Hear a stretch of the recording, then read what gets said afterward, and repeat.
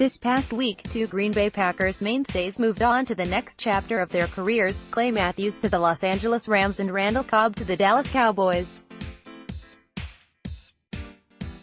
A year ago, we were just getting used to the idea of Jordy Nelson not being on the Packers roster for the first time in 10 years.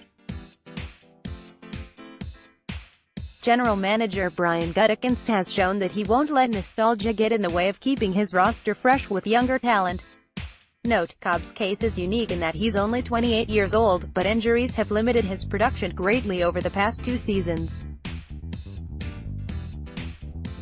Whether that younger talent will pan out better than keeping those veterans around remains to be seen. No one is mistaking either Marquez Valdez-Scantling or Equanimeous St. Brown for Nelson or Cobb, but it's too early to tell if opting for youth was the best decision, based on the Oakland Raiders letting Nelson go after just 1 season and that Nelson hasn't found a new team yet. It would seem that the Packers made the right call in that case.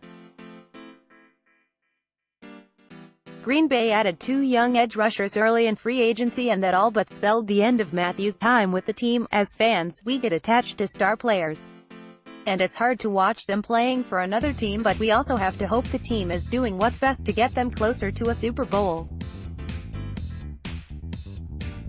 In fact, moving on from key players is not new in Green Bay. Brett Favre, Greg Jennings, Charles Woodson, Casey Hayward, Micah Hyde, Julius Peppers and John Kuhn are a few to name. They join Nelson, Matthews and Cobb as players that went on to other teams after Green Bay opted not to return them. In looking ahead to after 2019, guys like Brian Bulaga, Mike Daniels and Mason Crosby could be next. The draft will likely have a lot to do with how those situations play out, but we have to prepare for the next wave of talent to come in. Bulaga will only be 31 but has battled injuries for the past few seasons. Daniels isn't yet 30 and would seem to have a few good years left in him. Crosby turns 35 soon, but kickers can often play well into their late 30s and early 40s. There are only 6 players currently on the Packers roster that are 30 or more years old. The youth movement is back in Green Bay. The biggest factor is finding players the team can bring in on rookie deals that can give them the same or better value. Daniels and Bulaga are going to be looking for big money deals, and after the season's spending spree, the Packers may not be in position to throw big chunks of cash at aging veterans.